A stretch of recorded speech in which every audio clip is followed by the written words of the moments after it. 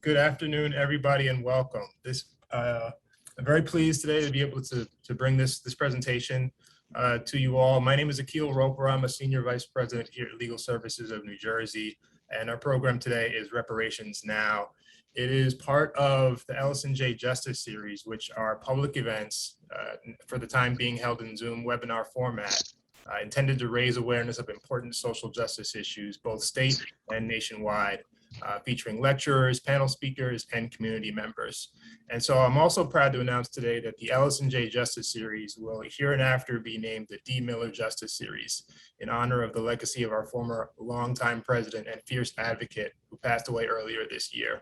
It was his commitment to equal justice for all and anti-racism that makes this work possible. So today we're joined by Ryan Haygood, President and CEO of the New Jersey Institute for Social Justice, Crystal Crawford, Executive Director of the Western Center on Law and Poverty, Camilla Moore, Chair of the California Reparations Task Force, and Kenya Tyson, Executive Director of the Black Massacre Project, and Professor and Assistant Provost of Academic Affairs at the University Curriculum at the New School. They each bring a valued and unique perspective to the reparations conversation, and we're very lucky to have them as presenters today. So we'll hear from each of them. And then we'll have a brief Q&A in our remaining time. And if questions come up during the course of the presentation, if it fits, we'll try to field those as well. First, I wanted to share a few thoughts on reparations in the context of civil legal assistance and the work that we do here at Legal Services. So in the words of D. Miller, legal services in New Jersey, and that is the statewide system of legal services in the state, embraces the vision of full access to essential civil legal aid for all economically disadvantaged people who cannot secure a lawyer on their own. Just because you have lesser means doesn't mean that you should be without justice. But we also strive to pursue actions and push for advocacy that will have impact beyond individual parties in specific legal cases, to help rebuild impoverished, deteriorating communities, or to address recurrent problems that otherwise would continue to occur in the lives of low-income people. It's a war against poverty, and the war against poverty includes with it the fight against racism and fighting against discrimination in its various forms in pursuit of economic and social justice.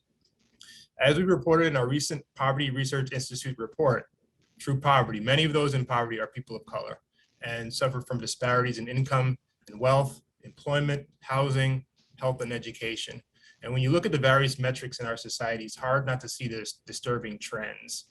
In our state in New Jersey, Black people comprise about 14% of the total adult population, but nearly 2/3 of the total prison population, or 62%, is Black.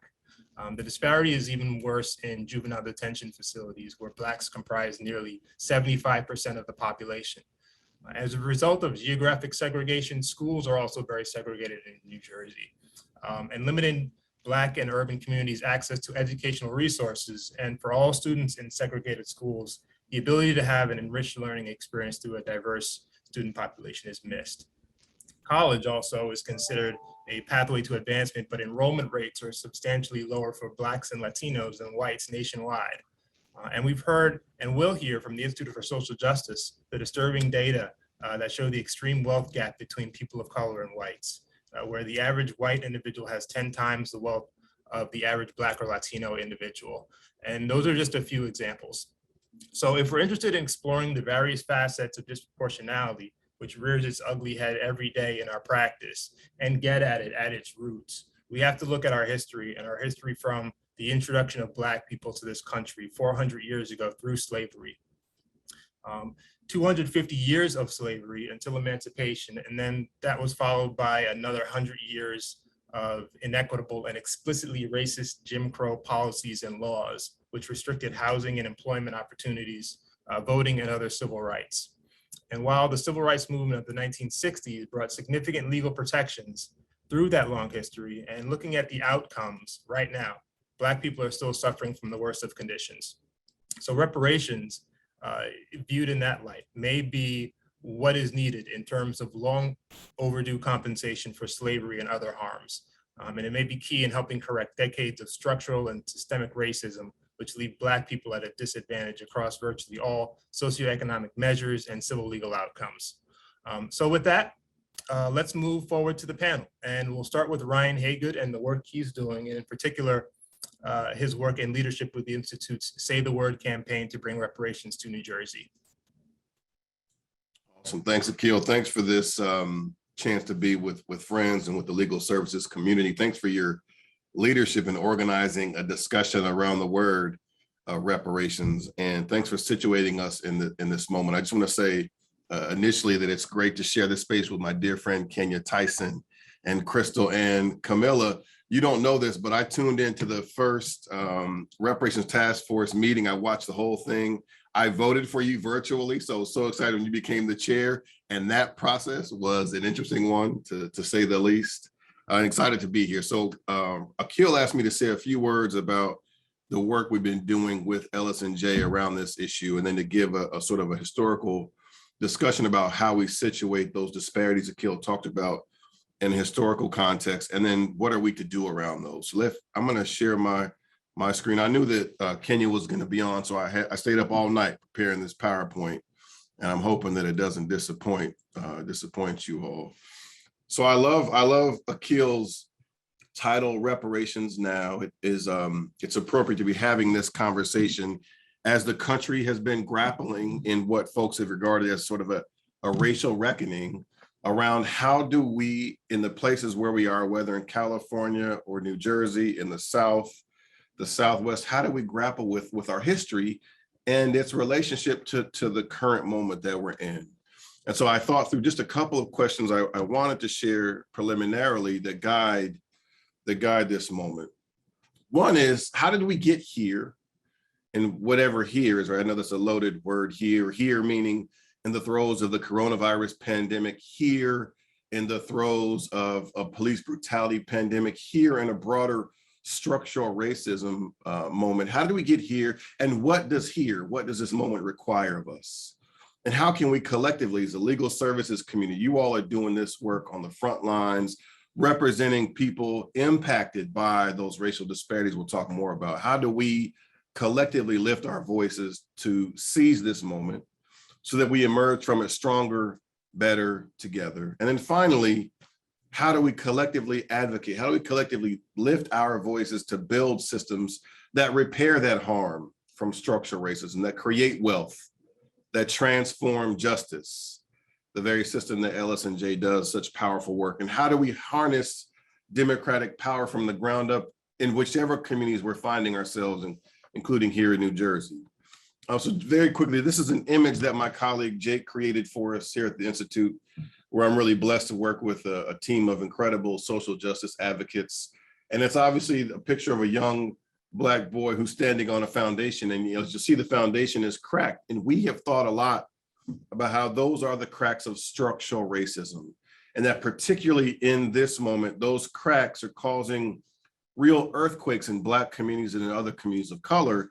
And it really is our charge, though we did not create that foundation, right? We each on this line in this conversation, we inherited a foundation already cracked by structural racism. But we think that given that we're people of conscience, given the work we've been called to do, that it's really upon us to take responsibility for this foundation and the cracks we found, and to build a new one and to fill in those cracks. One of those cracks shows up so powerfully in this moment around police brutality. And I won't spend a lot of time on this because it's a top of mind for all of us, in particular for the legal services community. But this is a striking image of Mr. George Floyd's body. This was on the cover of the New Yorker magazine last June.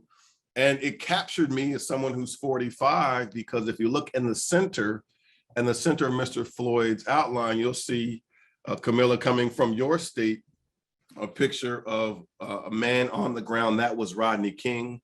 He's surrounded by 4 Los Angeles police officers. That was taken on March 3rd, 1991. And 30 years later, we're still having conversations about police brutality, very often against unarmed Black people and people of color more broadly. And what's striking about that particular image is that was one of the first incidences of police brutality that was captured on a camcorder. It was the old school version of the camcorder, the large one, way before cell phones. And people thought, look, if you could just capture police misconduct by video, you'd have enough evidence to stop it. And 30 years later, we're having very similar conversations about the way that the cracks of structural racism show up in our community here in the area of police brutality. If you look to the right of Mr. Rodney King on the ground, you'll see that's Emmett Till, right? A generation before Rodney King. Very quickly, we just want to look at a few of the racial disparities and how these cracks show up here in New Jersey. Akil referenced these, and I want to lift up one of these. So this is a staircase of racial disparities in New Jersey. And I think that people, when they think about New Jersey, often think about how progressive a state we are, how we have always been a beacon for freedom and for democracy. We've always been a light that championed liberation. But people don't often appreciate the way in which slavery took root very, very deeply in New Jersey. And the way in which the racial disparities that Black people face today, some of the worst in the country, are rooted in slavery in New Jersey, most notably the second stair, which features the individual net wealth of white people, Black people, and brown people. And I want to lift this up because this is a racial wealth gap that we live with in 2021 that was conceived of, it was birthed in slavery in New Jersey. And I'll explain how in a few slides ahead, but just focus with me, if you will, on the staircase. The staircase, I think, is an apt metaphor for all of us, each of us, right? We have to confront life, and life is it's full of challenges, here represented by stairs, and that we are each required to confront and do our level best to overcome the challenges here represented by stairs. But for Black people in New Jersey, the staircase is especially steep. It's also especially steep for people of color more broadly. The second stair shows us that the individual net wealth of white adults in New Jersey is $106,210. This is one of the highest individual net wealths of anyone in the country. White adults in New Jersey, $106,210. But by staggering, really shameful contrast, the individual net wealth for Black and brown adults in New Jersey is 179 United States dollars. And I want to talk a bit about where that comes from to inform the broader discussion about what reparations can be, about what it is, and I think why, as a state, we need to move forward in that direction post haste. But because we're talking about young people, as seen in the past two graphs, I just want to say a quick word about the role of that my wife plays in the life of young people. You'll find this is a picture of her and her team. She's standing in the front with the A on her shirt with her fist raised, and she's surrounded by her team. This is a photo that was taken last March, the very beginning of the coronavirus pandemic. And she's featured here with her team. You'll see to the left on the floor, that's about 125 Chromebooks. And so this picture captures the moment when, shortly after my wife Charity and her team were urged by the superintendent to get every computer in their school to their students, they did that. They quickly delivered every computer they had in Avon Avenue School in the South Ward of Newark, delivered those computers to each of their scholars. The challenge was, though, that after delivering each computer they had about 125 students short of a laptop. And so in what became a really incredible act of generosity, a gentleman named Michael Rowe, who hosts a show called Returning the Favor, you can find it on Facebook, he learned about Charity and her team's effort to deliver computers, and he gifted Avon Avenue School $25,000, which was enough to purchase 125 computers, which you see on the floor, that Charity and her team quickly delivered to their students. So one incredible act of heroism from Michael Rowe, another incredible act of heroism by Charity and her team, who literally at the beginning of the pandemic put themselves in harm's way to deliver computers to their students so that in the end, every one of the more than 600 kids at Avon Avenue School had in their laps or in front of them a laptop. And these are two of Charity's students. Now, if my wife were here, she would say that there are a lot of things that the naked eye can see here about to put it charitably, suboptimal ways that kids can be learning at home.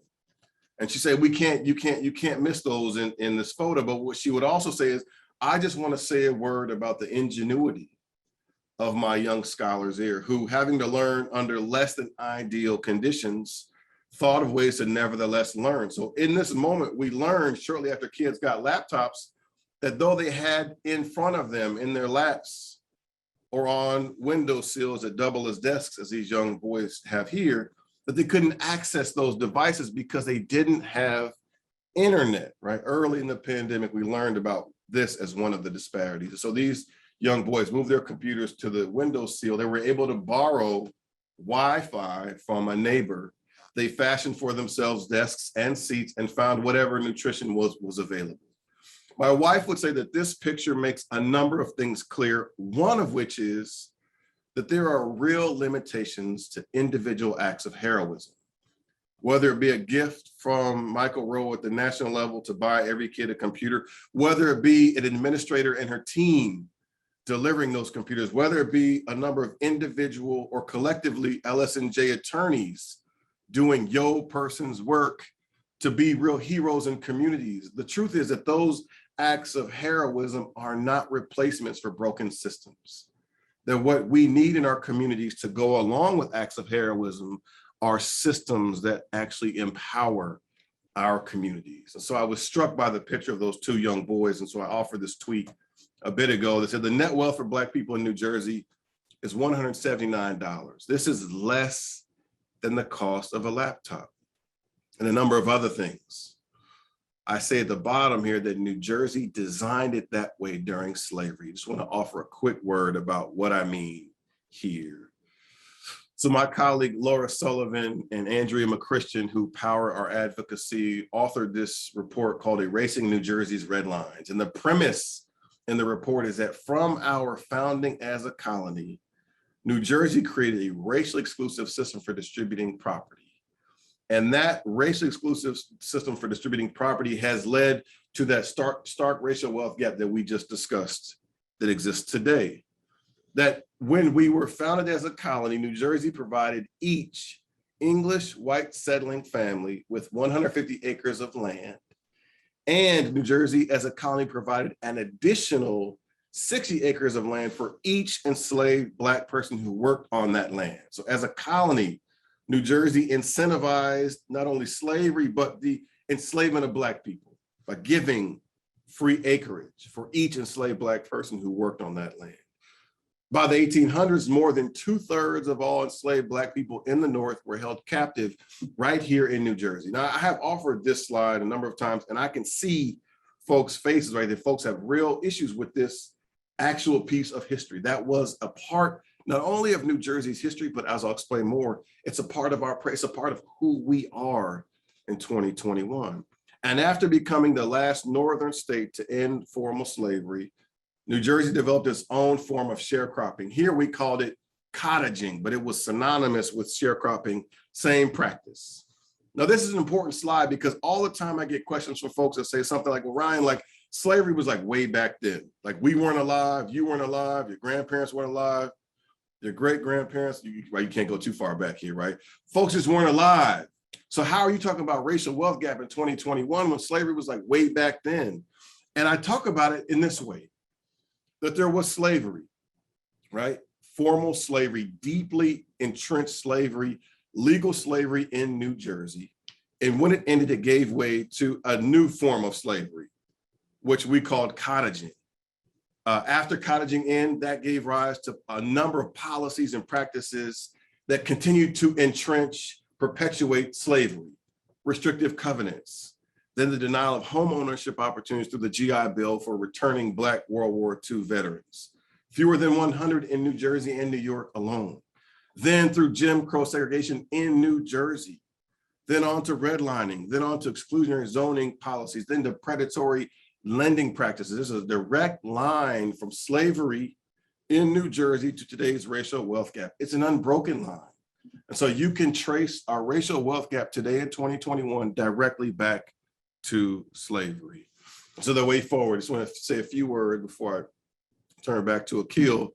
So the way forward is through advocacy from the ground up. And this is what LSNJ does best, right? Is just work with clients, with systems, with people to advocate from the ground up in our community. And I do believe that when we've seen change happen around racial justice, it's always started in our communities and moved on the way up. And so we offered 2 years ago, the beginning of 2 years ago, what we styled as a Black in New Jersey 2021-2022 action agenda in the areas of building wealth, transforming justice, building power, and repairing the harm of racism. You can find this on our website at www.njisj.org.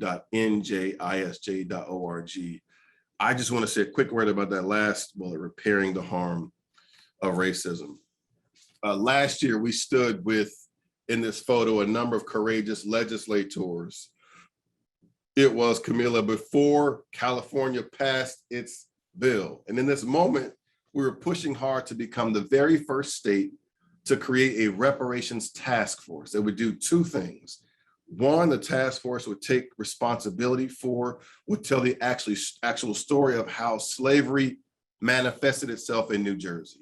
The second thing the task force would do was that it would make policy recommendations about the kind of system we need to build and the kind of investments we need to make to respond to the enduring harm of slavery. Now, this was important because we were in the middle of and continue to be in the throes of what folks are thinking of as a racial reckoning. How do you have hard conversations, one about slavery, about structural racism, and as importantly about repairing that enduring harm as it manifested itself in those stares and other racial disparities. So here in this moment, a bill was introduced to do that. Every Black elected official in the assembly supported. The governor has articulated his support for it. But the challenge is that when we went to the leadership of the legislature, I'll be very honest, in a conversation we had with Speaker Craig Coughlin, we said, Speaker Coughlin, we would love for you to support the Reparations Task Force bill, which, by the way, only creates a task force. You all who've worked with elected officials know that very often when elected officials don't want to do something, they create a task force. The task force meets, it issues a report often sits somewhere like that, right? We wanted to really be a state that would lead the way in having a thoughtful conversation about race, about racism, the enduring harm of slavery, and then use the policy proposals to actually begin to repair that harm. So in the meeting with Speaker Craig Coughlin, he said, look, Ryan, I would support the task force today if you would just call it something else. Like, why do you have to use the word reparations? That word, it unsettles people. It makes people uncomfortable. If you call it an equity task force or a racial wealth gap task force or a home ownership task force, I support it. But the reparations, that's not a word. That's not a word I'm comfortable saying. Now, this is important in New Jersey because in this year, in November, there's an election for every seat in the legislature, and the governor's running for re-election. And if you can't muster the courage in an election year to say the word reparations, it's hard to imagine when you could find it. So New Jersey did this very interesting thing. We're pushing for a reparation task force. New Jersey, how about this? Not ready for the reparations task force, but how about if we give you Juneteenth as an official state holiday? Now, I know I'm running a long time here, Akil, so I just want to unpack this very, very quickly, right? Because there's this is an important symbolic first step, right? I think folks know what Juneteenth is. If you don't, just Google it, you'll find very quickly what Juneteenth is. But Juneteenth at its root is the celebration of freedom. And it's a celebration of the day 2.5 years after enslaved Black folks were actually told they were free, that they learned they were free in Galveston, Texas. And communities across the country each year celebrate Juneteenth, right? Celebration of freedom. Historically, though, New Jersey rejected the Emancipation Proclamation, right? So if it was up to New Jersey, we wouldn't have a basis to celebrate Juneteenth because we rejected it. We also rejected the 13th and 14th and 15th Amendments. We were not actually a state historically that was a beacon for democracy. We were an example of how you oppress Black people. So if you, as we have, celebrate Juneteenth, before you deal with the underlying reality that we rejected Juneteenth, you celebrate too soon. And this is one of the challenges of symbolism only. We see it a lot. We've seen cities and counties and other states paint Black Lives Matter on the streets, right? We've seen the toppling of statues. We've seen celebrations of Juneteenth. I'm not diminishing those symbolic celebrations, but there is a danger if you do symbolism only, you celebrate too soon. But the fact is that New Jersey celebrated Juneteenth for the first time as a state holiday back in June. So we decided, you know what? We're gonna take that holiday and try to do something substantive. So on that day, we launched a campaign channeling Speaker Craig Coughlin, who was reluctant to say the word. We launched a campaign on Juneteenth called Say the Word, Reparations this Juneteenth. And we had a march and a rally. More than 500 people joined us as part of this effort, again, to say the word reparations. The thinking is, look, if we just say the word enough times, it won't sting as much. You'll actually be comfortable dealing with what the word means. So it's say the word I almost feel like we should together just say the word reparations together. Speaker Craig Coughlin, say the word reparations. Senate President Steve Sweeney, say the word reparations. Governor Phil Murphy, say the word reparations. The reason this bill hasn't yet moved in New Jersey, this is a real function of race, just totally honest, is that 3 white men have been reluctant to move the bill. I mean, that's a painful reality of race that we're all on the line. We're mostly lawyers. We know how data drives cases. We know what case law is. It's not that we don't have facts, figures, or data. It's just there's not the political will to get 3 white men, not only to say the word, but to champion the creation of a task force. And that is going to be the charge I give to you in a few slides. But on that day, plenty of folks are saying the word. More than 500. A diverse coalition of faith leaders, local partners, the Newark NAACP. I think I saw Rick Robinson on the line here earlier. He represented, along with a number of other partners, to come out on that day on Juneteenth to use the energy of the day to say the word for reparations. And this was a rally at City Hall where the march culminated with our federally elected congresswomen, Congress representatives, Bonnie Watson Coleman and Donald Payne here, and our lieutenant governor, first Black lieutenant governor in New Jersey, who said this, that this conversation has to be about reparations. And here's the action. So I mentioned every seat is up in the New Jersey legislature this year, 120 seats, Senate, the Assembly, governors are in for re-election. So you can go to 400yearsnj.org to urge your elected officials to say the word to move this legislation, or withhold. I would urge you to withhold your vote if they're not supportive of it. With our collective advocacy, I promise you it'll move. Without it, it won't, right? And my final slide is, it comes to us from Amanda Gorman. You all saw her, incredible poet, on President Biden's inauguration day, where she said, while we have our eyes on the future, history has its eyes on us. And I love that, because I think we're in this moment where both the future and the history that we've inherited, they look to us to ask us, what are we going to do to repair harm? And I will say passing a New Jersey reparations task force is something that we have to do. Thank you so much. Ryan, thank you so much for those words. And reparations, I'm going to say the word just as you put out the call. In the words of Dr. Martin Luther King Jr., we got to get the language right. And so that's where it starts. And we have to have this conversation. I'm glad for you and all the leadership you've been providing for us on that.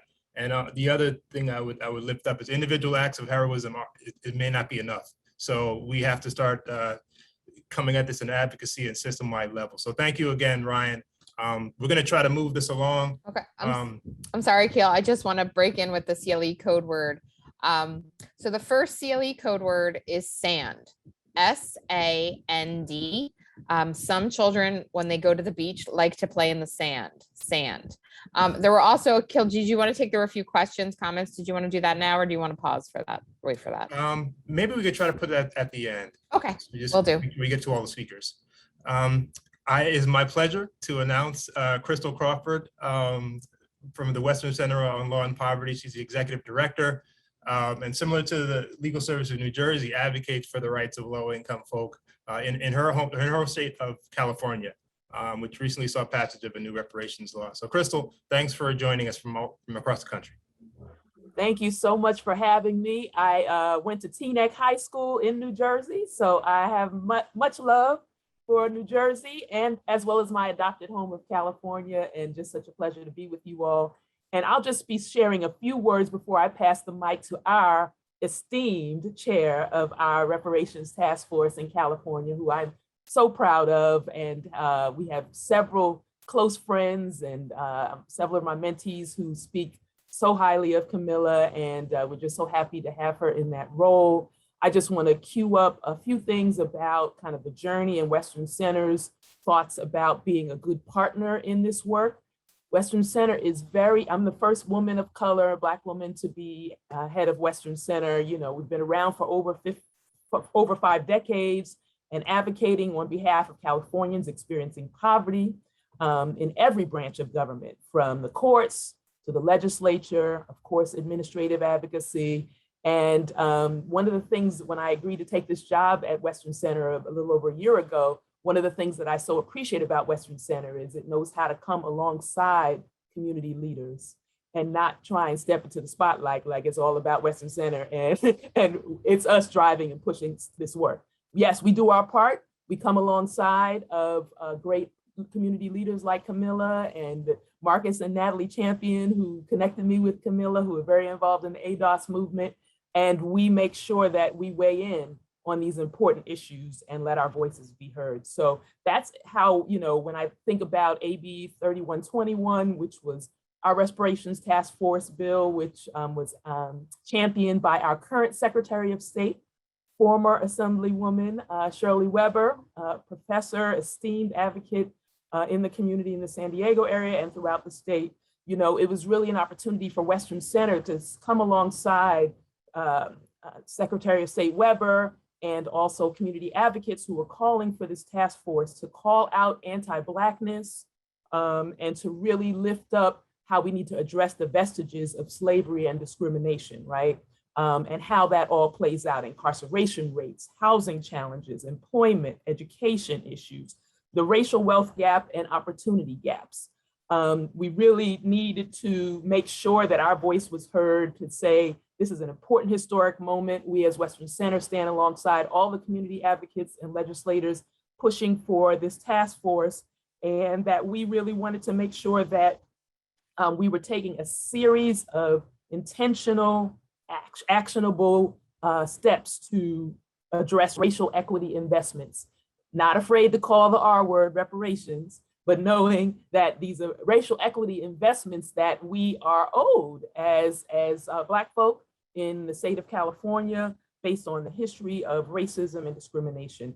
As you all know, systemic racism is part of the DNA of the US, and it's also part of the DNA of California, and it perpetuates white supremacy. So all that we can do to make a stand in California and help lead the way for other states to make similar stands, and then also to, of course, be supportive of what's happening on the federal level. We have to work in both spaces, right? HR 40, been introduced every year since 1989, and now seeing some traction this year. That's exciting, and we as Western Center are particularly excited about just standing alongside all the other warriors that are working on this issue. A couple things I'll share before I pass the mic to Kamilah is that, you know, people see California as kind of this place of freedom, right? That racism didn't really impact as greatly, and that is a false narrative. One example is about 170 years ago, there was a fugitive slave law put on the books in California, and some people don't know that. So that means you know, slavery wasn't just an issue in the South, it was an issue in California. And California just has a very complicated history of unfree labor. California put into effect the fugitive slave law, and slaveholders who brought enslaved folks to California could continue to hold them as slaves. And so after that, there were also groups of folks waiting to continue to perpetuate slavery and continue to lift it up in our history in California. 30% of Californians that came here at that time were from the South. And so, you know, that whole notion of kind of California's different California is not the same. California is a mirror of the nation, and it has struggled with these issues of racial oppression and the dehumanization of folks of color, particularly Black folk. The fugitive slave law ended in 1855, so it was in effect for 3 years, but it really reinforced people holding slaves for many, many years in California. And then the last thing I want to just share is that, you know, we have to make greater state investments while we push for the federal investments around reparations.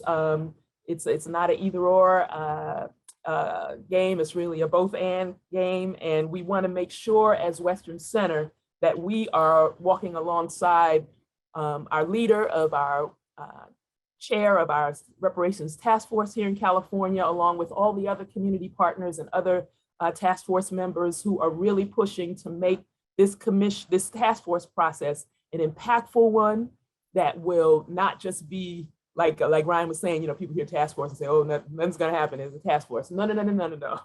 We have a historic opportunity to make sure that this task force results in action that's gonna make a difference in the daily lives of Californians, Black Californians, Californians across the board, because this is an issue for all of us. The injustice that we've borne as Black folks in California is an injustice that is the responsibility of the entire state from a systemic structural standpoint to make sure that we address.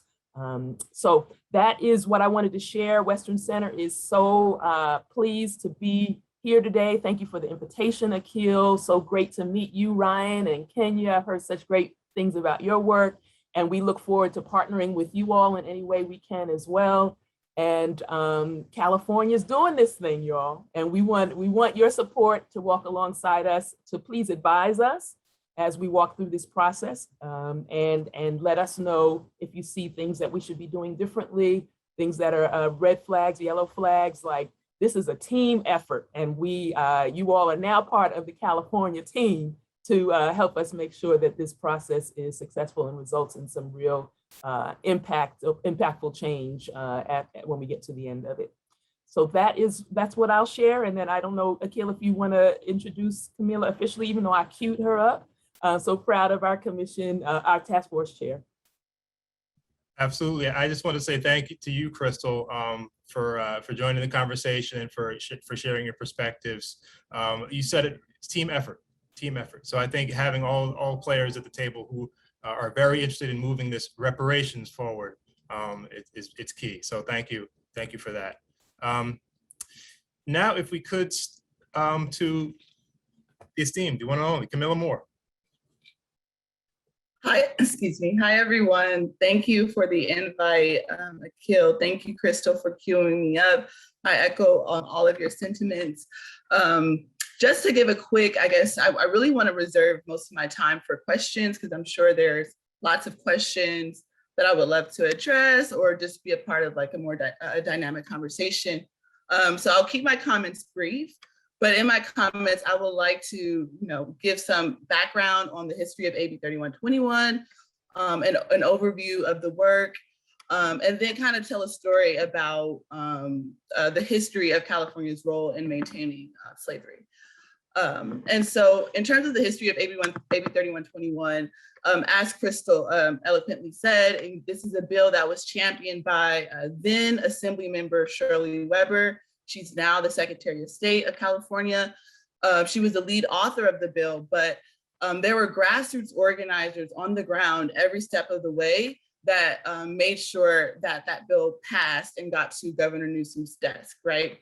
So those grassroots organizers are some of the names that Crystal even mentioned, right? You have Natalie Champion, Marcus Champion, Chad Brown, Tiffany Quarles from NAASD and CJEC. These are, local and state grassroots state level grassroots organizations in California that worked alongside with Assembly Member Shirley Weber to ensure the bill passed, right?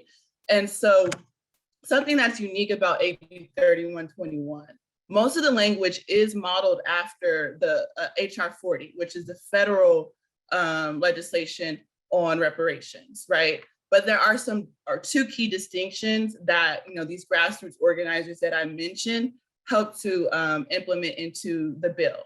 So one of the distinctions between HR 40 and AB 3121 is that in AB 3121, there is language that says that this is a reparations task force that is tasked to study and develop reparations proposals with special consideration for African Americans who are descendants of persons enslaved in the United States.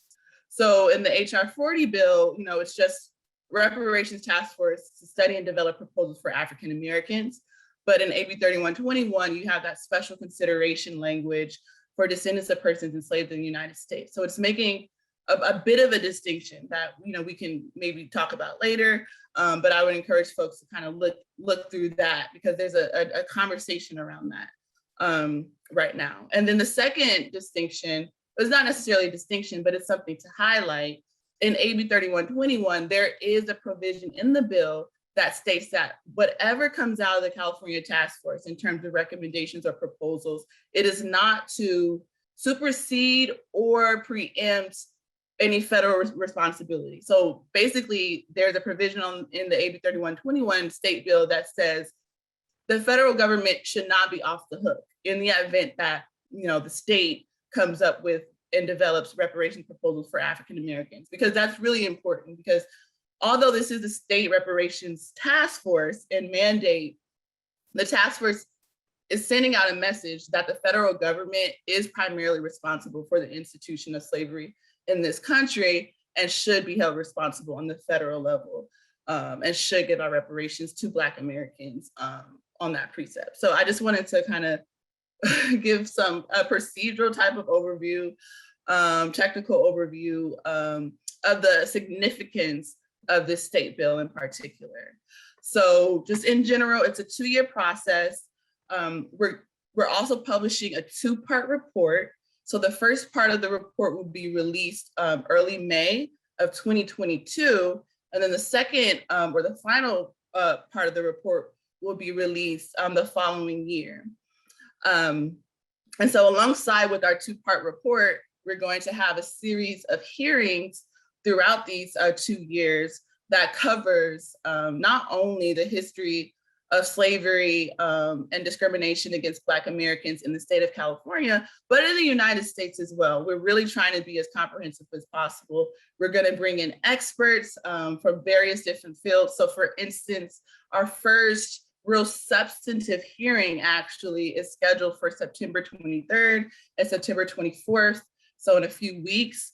And the topic for those 2 days will be covering the transatlantic slave trade, the institution of slavery, and the impetus and implications of the Great Migration. At the end of this, of my presentation, I will send out some links in the chat because we're actually posting our agenda for the September 23rd and 24th hearing today.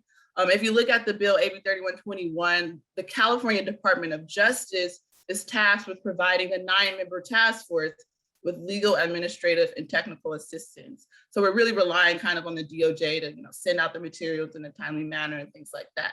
So I can give out that information and say the DOJ is planning on sending out our agenda today. So I will definitely send out some links to that later in my presentation. But to wrap up my comments, I wanted to share a quick story because as Crystal said, and it relates to something that Ryan said as well, a lot of the times when we think about the states of California and New Jersey, northern states and western states, we don't really think that they were complicit in the institution of slavery or the subjugation of Black folks in this country, or to the extent of southern states. But as we are learning more, we're realizing that that's not necessarily true. The western states and the northern states were just as complicit with slavery and the subjugation of Black Americans as these southern states. And that's the kind of the narrative that we have to continue to amplify.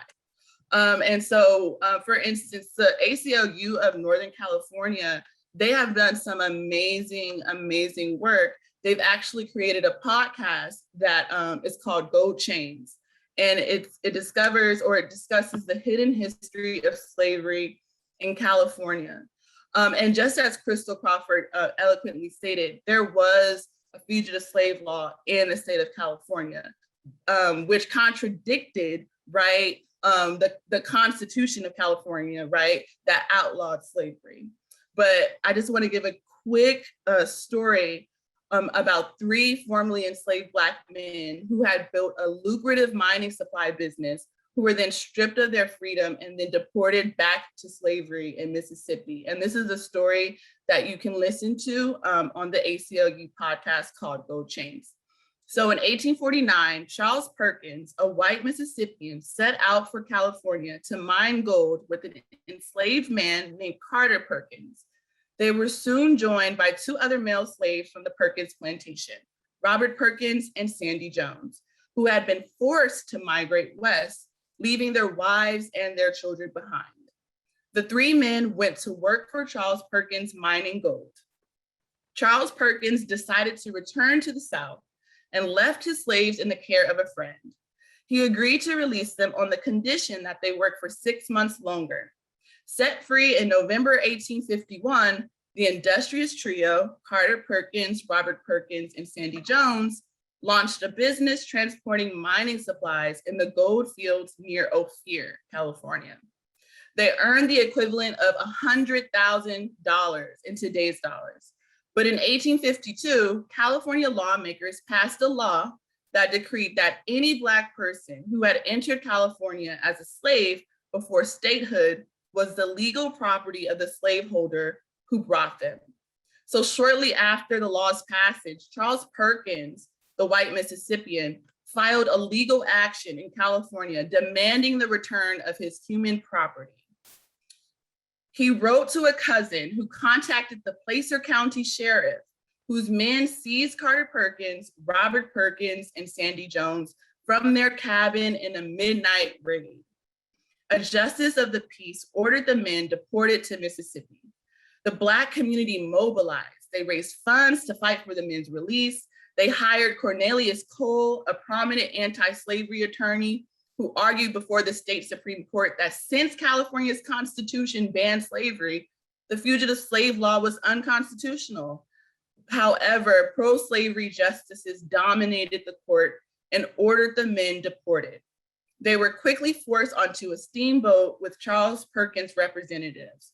One unconfirmed news report claimed they escaped from captors while the ship was docked in Panama, but their fate is unknown.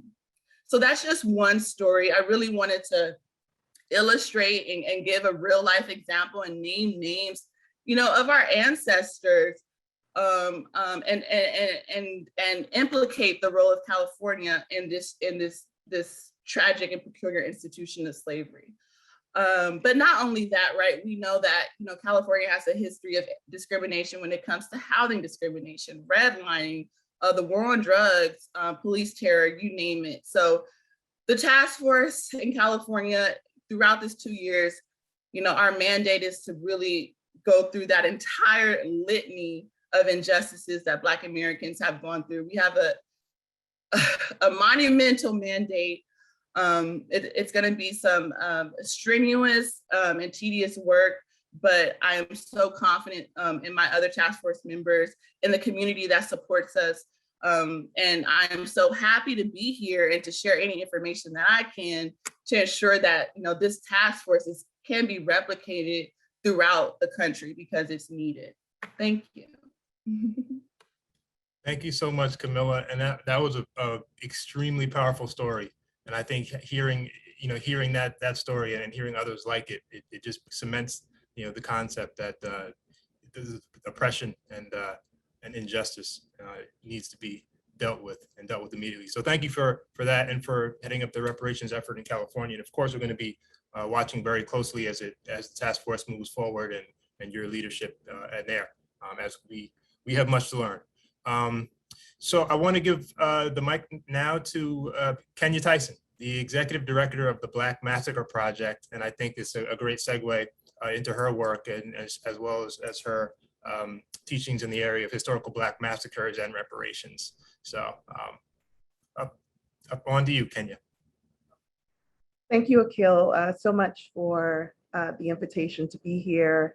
I'd also like to acknowledge the Garden State Bar Association, where I'm on the executive board, and they were the ones who really kind of worked with you to get me on this panel. And to, of course, my esteemed panelists. It's so very good to see you, Ryan, and to meet you, Crystal and Kamilah. And I hope to work with you in the future. All of the work that you're doing is physically exciting. I have goosebumps at this point. And so I'll try to be brief. I know I want to reserve some time for questions, but I just want to let you know that the work that I do takes a slightly different approach. So when we think about reparations for Black people in the United States, typically we're thinking about slavery. That's, the focal point for a very good reason. But as Ryan so eloquently stated just a few moments ago, it's not just slavery that has created this crisis that we're in currently. It's slavery and all of the implications of that, and all of the legislation that took place thereafter, and all of the actions that took place from the time that we landed here in this wasn't even a country, a territory, to today.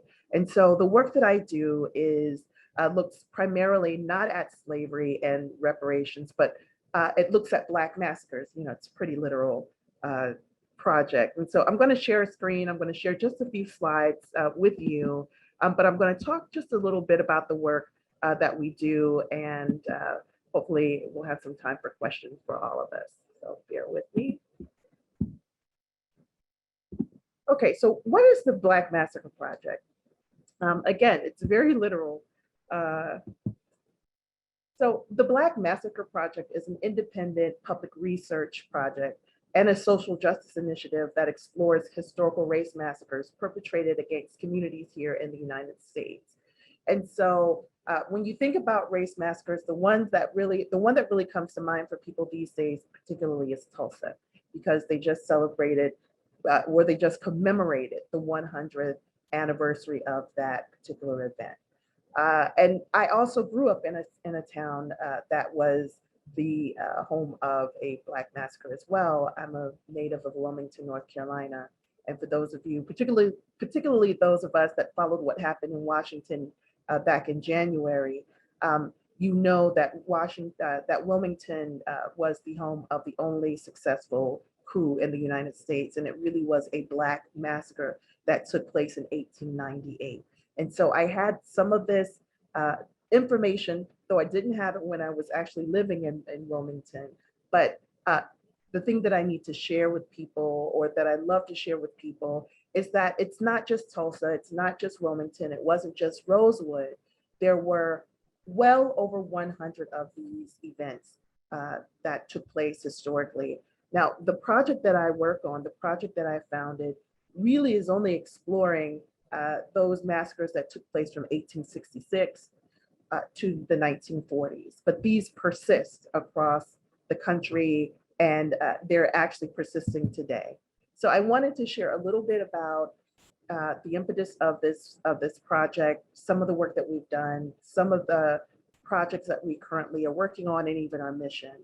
So this map that you can see here actually was the impetus of a lot of the research that we do with the project. So I've been also an attorney, of course, but moved into higher ed many years ago, looking at issues of race and crime, and even specifically at the role of the government in terms of crimes committed against the citizens. And so I've been teaching in this area. And again, because I'd grown up in a place where this had happened, had some knowledge, but I've stumbled upon this map at some point a few years ago and took it upon myself to start this research project. And all of the cities that you see here on the left, or maybe on the right, I'm not sure how it's justified here.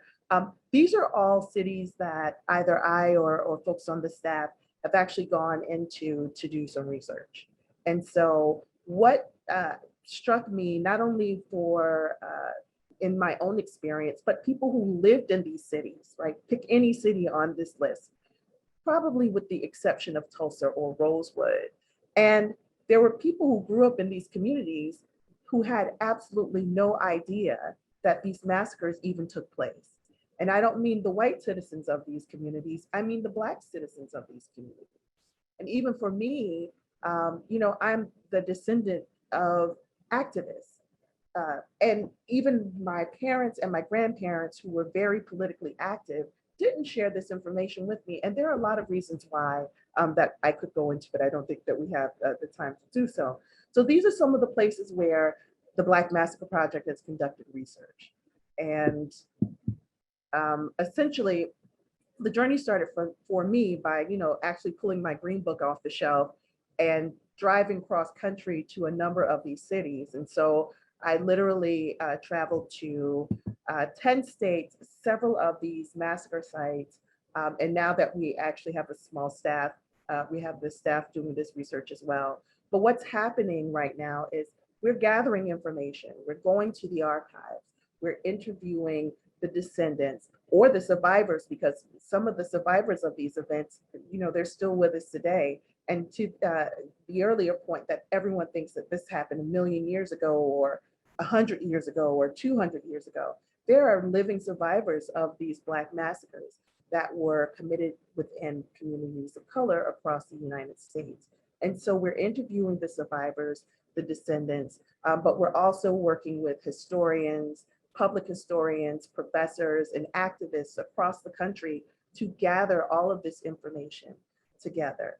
And I'll talk a little bit about why that's significant when I talk about the mission of this particular project. So one of the reasons, so let's talk about the mission, right? So we have four points as we talk about our mission. The first one is to foster awareness. We need people to know that these things took place, right? And so sometimes people ask me, well, this is violence porn. Why are you doing this? Why are you dredging up these memories, or why are you dredging up these events? And so even when we think about Tulsa, when I initially talked about that, I said we celebrated it, and then I pulled that back and I said commemorated it. But the one thing that people need to be aware of is that in some ways we want to commemorate these activities, we want to commemorate these crimes, but it also is a celebration of the resilience of these communities. And so there were so many of these Black massacres that took place during the Reconstruction period, and even beyond.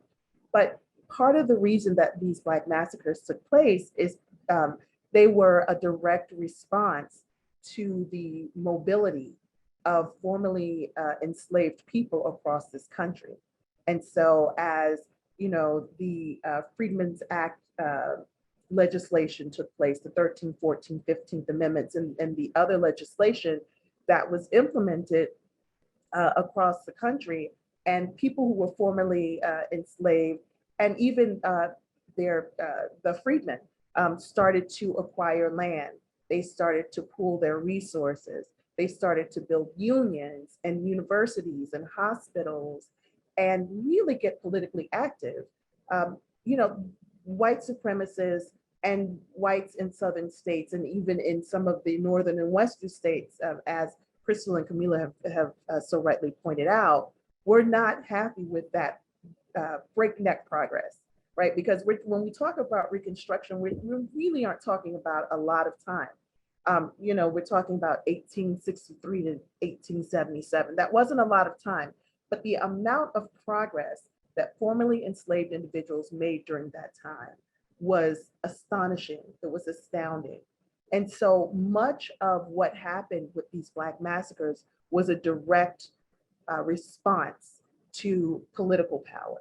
We know that during the Reconstruction era, we had over 2,000 Black folks who were in political office or held some type of government post.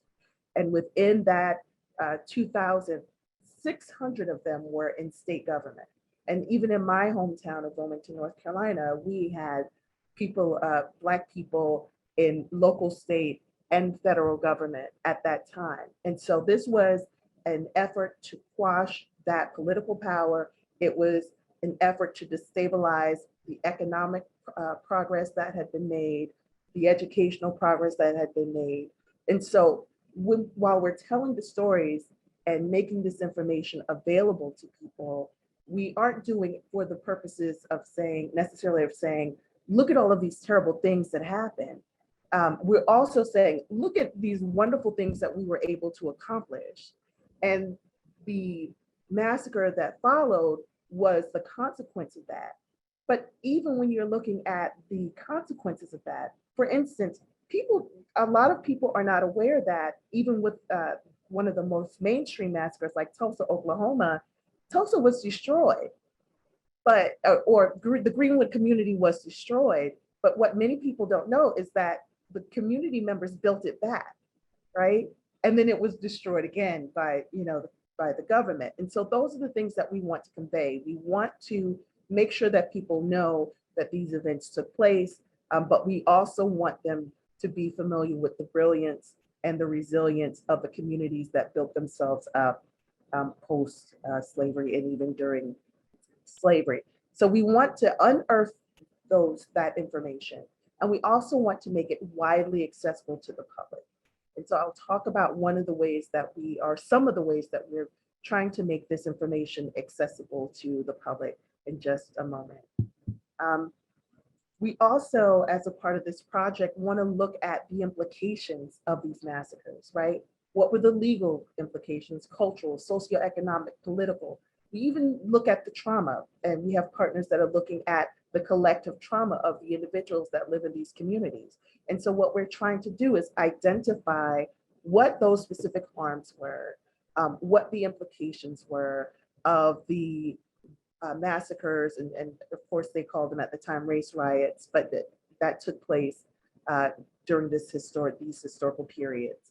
And so that's one thing that we're looking at, and how that kind of feeds into the work that you all are doing on the panel is we're looking at restorative practices. So we're trying to identify and promote these restorative practices. We don't want to just tell the stories and walk away.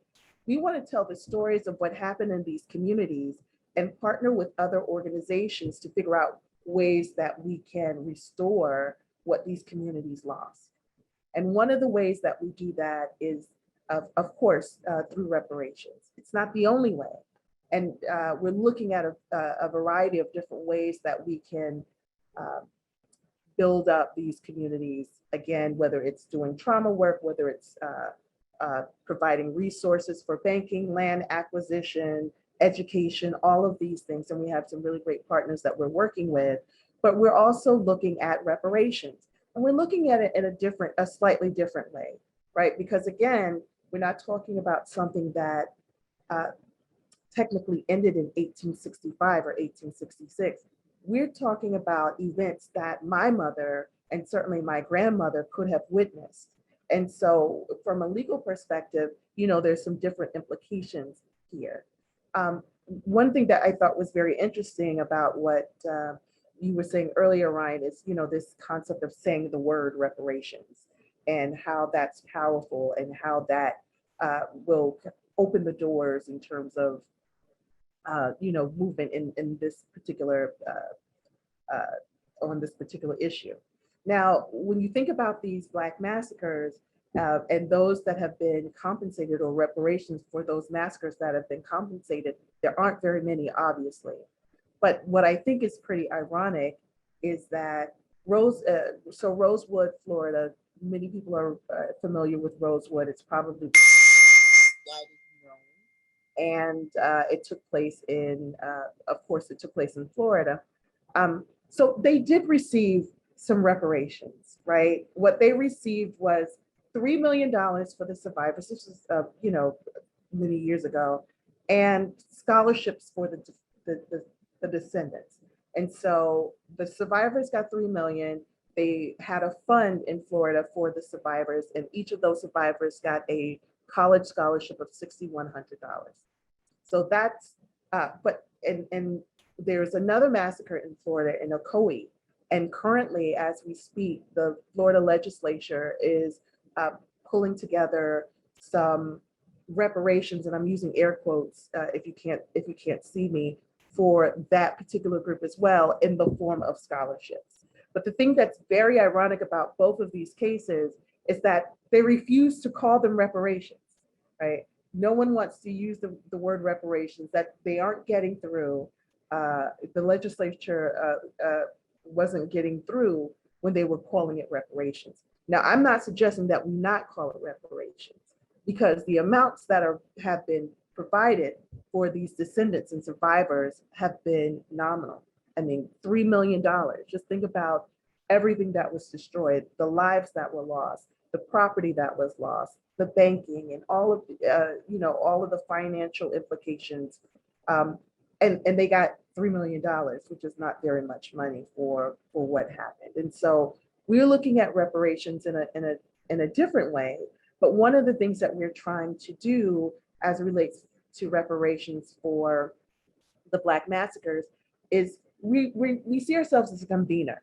And so what we're trying to do is we're trying to connect the archivists, the people who know where the information is, the people who have this information with the legal community. We're also trying to connect them with our legislators and our activists. And so what we do know is if we're going to make a case for any of these reparations, whether it's a legal case or a case with our legislature, that we have to have the evidence, we have to have the documentation. And what we're doing is working with a group of archivists who are training communities and families on how to preserve this information.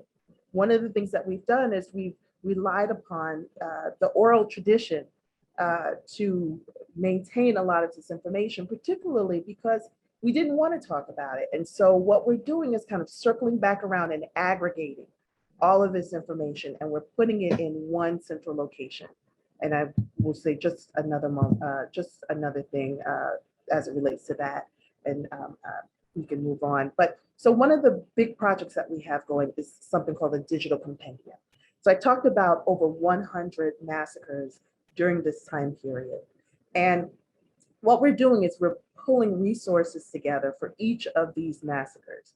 And they're in the form of documents within archives, in the form of videos, any types of artifacts and other accounts of individuals who have either witnessed or experienced these events. We're even pulling together music and other types of art that reflect these particular events as well. And so we're putting them in a huge digital compendium that anyone will be able to access. And so it's a way for you to get all of this information, but also to look at trends as well. And so we know, for instance, the Red Summer of 1919, there were across, 1919, there were about 60 of these massacres. But even if you look at, the spring to the end of the year, there were quite a few, and just looking at those trends and what was happening in those areas. And so that's something that we're doing in one of our bigger projects. The other thing we're doing is we're putting together a reparations conference that, again, looks exclusively at the massacres, not at slavery per se, and connecting our historians, our academics with lawyers and legislators so that we can collectively come up with some strategies and approaches that will serve these communities. And then we do a lot of events and outreach as well. Right now I'm teaching a course at the New School on this particular topic, but we also, as I mentioned, do workshops. We're working on our first set of walking tours in Louisiana next year. And we've also done some film screenings and art exhibits that will be widely available either on our website. And now that we're hopefully approaching the end of COVID, we're going to be doing some more in-person things. But we have our staff is located across the country. And so we are planning events across the country to support all of this work. I know we only have a few minutes left, so I want to be considerate of time. That's all I'll say about the project now. If you are interested in the project, here's our contact information. I would be happy to speak to anyone who's interested, has interest in this. And thank you so much, Akil, and to the other panelists. And I look forward to hearing any questions you may have. Thank you so much, Kenya. That's it's great to and refreshing to take a look at reparations in that way.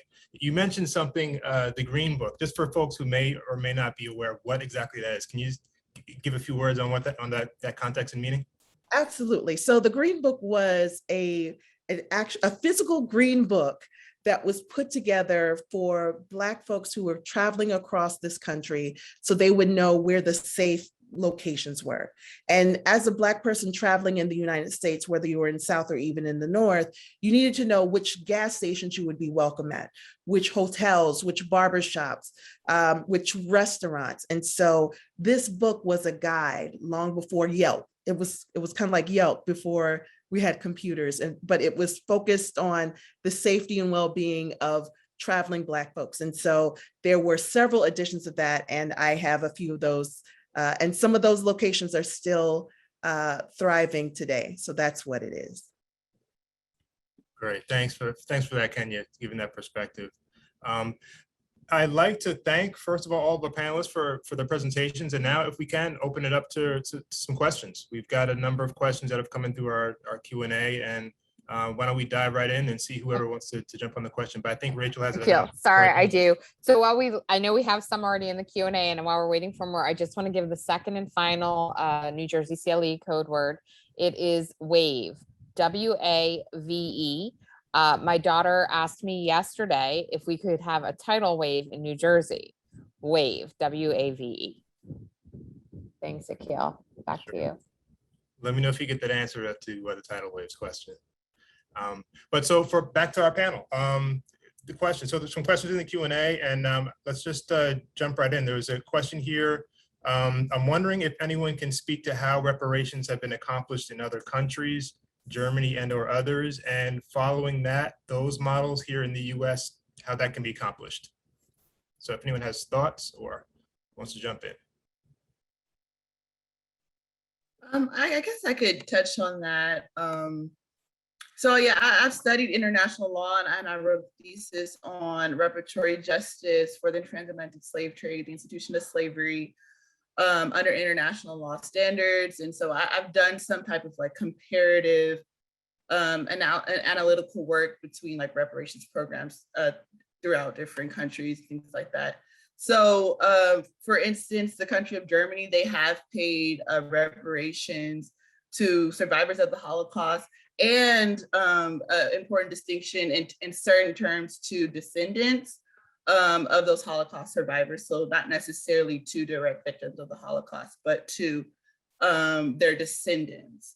And that was specially negotiated by particular entities and organizations. You have, the United Kingdom, who paid out reparations to Kenyans that were victimized by the Mau Mau Rebellion. You have, well, those are like the major two that I would kind of highlight. The Caribbean, through CARICOM, has tried to hold their former colonizers responsible, like the UK, the Netherlands, Spain, accountable for reparations. They're still kind of struggling for that. But those three countries that I mentioned, or those three instances that I mentioned, are some of the major examples in terms of international law, where victims of racial injustice or violence have been compensated. So in the cases of Germany with the Holocaust, UK and Kenya with the Mau Mau Rebellion, and Caribbean and their former colonizers. And also notably, South Africa has aimed to, they gave out $3,900 to victims of apartheid crimes in 2003. But that was not even enough, right, to cover the large majority of Blacks in South Africa who were victims of the apartheid. It only covered, I think, no more than 30,000 people. Can I just weigh in there? So appreciate Camilla's point. I would just add to it. It's important. I think it's important to do two things as part of this conversation to concretize all that has been heard. One is to be really clear about what we're trying to repair, right? So we're trying to repair the enduring harm from slavery. So I am really fortunate, as I mentioned, to lead an organization of some incredible racial and social justice advocates, most of whom are lawyers. And we do policy work. So work around $15 minimum wage, work around building into policing a system of accountability that we've never had. All like those things are important, but those are not necessarily reparations, right? Reparations is a specific response to harm that has flown from slavery that we continue to live with. And so to make that very concrete, in New Jersey, right, we don't suffer in New Jersey from models about how to do it. To Camilla's point, other countries have done it. Other cities are moving in a direction to begin, Evanston, Illinois is an interesting one that is going to write checks to some number of Black descendants of slavery. So I really want to resist reducing reparations to a check writing exercise, right? Because we don't know, as we sit here, what the total investment would be to even begin to have that conversation. That racial wealth gap was designed in slavery, right? The reason it's so vast is because it was designed to be that way. So we need to actually think about what kinds of systems, practices, policies do we build that begin to connect Black communities to the wealth they were separated from. And you can't do that just off the top of the head. That's why, to Camilla's point, I think the task force is the very best way to assemble the most thoughtful people, including historians, sociologists, economists, like a number of folks. If you litigated a race-based case, you would know that that's one of the most complex issues. And so to accompany the complex issues, you have experts who speak to each one. But in New Jersey, the reason the bill hasn't moved is not because we don't know what to do. We have just not mustered the political courage to do it. And the reason we haven't mustered the political courage to do it is because we haven't had enough constituents. On this line are 200 people.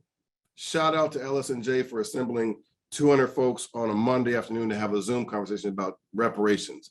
But it would be a shame to leave this conversation and not be clear about what to do next. So I want to make that point. So it's easy. Every seat is up in New Jersey. All we're asking for is a reparations task force. It hasn't moved because constituents haven't been encouraging their elected officials, I use that word charitably, to move legislation in an election year.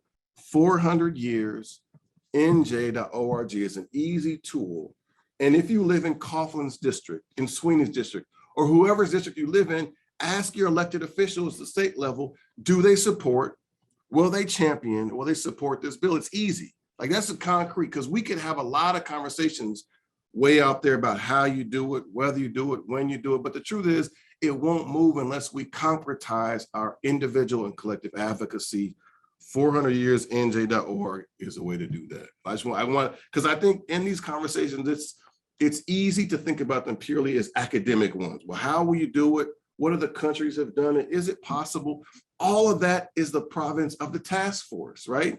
The reason that the task force is so important is because this conversation is both enduring and expansive. And until we have a place to have it, we won't actually have it. So I don't want to miss that. 400 years, NJ.org. Every elected official is up for re-election. They shouldn't be voting. You shouldn't vote for them if they don't at least support this legislation, among other things. Thanks, Ryan. That's a call to action. It's a call to action.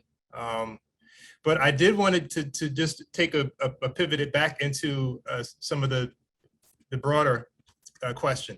And that is, and Camilla touched on this a little bit when she talked about the focus of the task force versus the federal legislation. In terms of direct descendants, what is required, or what do you think should be required within the universe of reparations? I mean, I can see it as Black communities, but does it need to be narrowly tailored to direct descendants, or what about those who have come here since slavery and still experience some of the hardships and the oppression?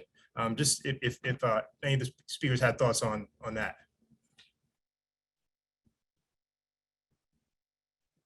Well, I'll just speak up. Obviously the work that we're doing is a little different and, can be traced back to really specific populations of people. But I really think in some ways it just kind of depends on the harm, right? Because again, this goes back to a specific harm. And there were freedmen, to your point, Camilla, when you talked about the distinction with the California legislation, there were freedmen who experienced harm, maybe not the exact same harm as those who were enslaved, but if you can tie it back to the specific type of harm, that I think will determine the population of people who should be entitled to the reparations. I would say I agree with Kenny. I think a harm-based model in determining eligibility is important. And I will say that eligibility is a topic that will be discussed in detail, not only in our hearings, the public hearings, but in the written report. It'll be in the second part of the written report. So, this is a discussion that the 9 task force members will have to have in public in terms of how we see, eligibility for reparations and how that could look like in the state of California. But I will maybe amplify a book called From Here to Equality, Reparations for Black Americans in the 21st Century. It was written by William A. Darity and Kirsten Mullen, his partner. And it's a phenomenal book. And in that book, they have a section on eligibility for reparations for Black Americans on the federal level. And they provide a 2-part test or a 2-prong test. So the first prong would be that you have identified yourself as Black or African American on government or records for the past 10 years. And then the second prong is that you have at least one, I believe, parent or grandparent or descendant of chattel slavery. So that's a potential kind of eligibility test that I could provide to kind of concretize some of the conversations around this issue in the reparation space. I would just add, there's a really good book called Repair, written by Catherine Franke. She's a law professor at Columbia. And to Camilla's point, it talks about some of the reinvestments in Black communities. There's also a recommendation she makes around an intergenerational tax on wealth to discourage unjust enrichment. So I think this is a good read as well. And then on our website, which is, I saw in the chat, there was a question, is njisj.org. You can find the Erasing New Jersey's Red Lines. And there's a discussion of the history I shared, but also some policy recommendations about how to fill in the cracks of racism in our foundation, including the Reparations Task Force, but also some housing policy. There was another question about housing. Yes, so that racial wealth gap, the primary driver of the racial wealth gap is home ownership, right? Yeah, I'm sitting in Newark, right, where our office is based, where I live. Newark is a city that is about 20% of people in Newark are homeowners, right? And if home ownership is the primary driver of wealth, and 80% of the people in the city don't own their homes, how do you, right? That too is a function of slavery, but how do you build wealth where home ownership is so elusive? And then the other layer is, and when you own your home in Newark, it's not valued at its worth. So my house in Newark, if it were in Millburn, New Jersey, would be about, quadruple the price. That too is a function of race and slavery. So the home ownership piece is really a complicated one, but that's the primary driver of the racial wealth gap. And as I talked about at the very top, for us in New Jersey, the way we designed home ownership was itself a system designed in slavery. And I'll just chime in to say on the home ownership note, please, if you haven't seen it yet, go to segregatedbydesign.com. Got a 15-minute animated video that is beyond powerful, breaking down how housing was used to basically further, the economic divide, and it's just extremely powerful. We used it this summer at our college reunion to launch a social justice discussion amongst some folks who might not be as vigorous advocates for this, and it really was very compelling and helped folks kind of have that aha moment of, oh shoot, look how far back this goes and how designed this system of oppression was beyond beyond slavery. Thanks. Those are words that I'm going to hang on to, that this was by design from many generations and decades ago. And that's the painful thing that we need to confront, I think. It looks like we're at about the end of our time. I wanted to thank from the bottom of my heart, Ryan Haygood, Crystal Crawford, Kenya Tyson, Camilla Moore, Rachel, everybody for joining us today for this conversation. I learned a ton. I hope you all did too. And hopefully we can move the conversation forward as well as move some of all those pieces that all the folks were talking about today, moving it forward.